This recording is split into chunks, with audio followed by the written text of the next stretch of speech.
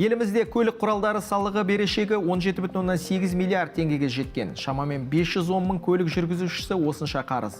Қазір республика бойынша борышкер жедел алдын алу шарасы өтіп жатыр. Соның нәтижесінде ең танымал көлік брендтеріне дейін айыппұл тұрағына қойылған. Енді олар берешек толық өтелгенге дейін сол жерде тұрады. Айта кетейік, мемлекеттік кірістер органдарының өкілдері бұл шараны полиция және жеке сот орындаушыларымен бірлесіп жүргізіп жатыр.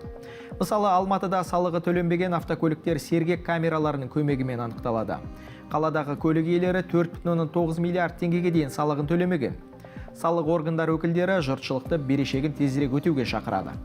Алматы қаласы бойынша мемлекеттік кірістер департаменті автокөлік иелерін айыппұл тұрағына қамауды және сот орындаушыларының қызметтерін ақы төлеу бойынша жайсыз жағдайларды болдырмау үшін жақын арада салық берешегін өтеуге шақырады.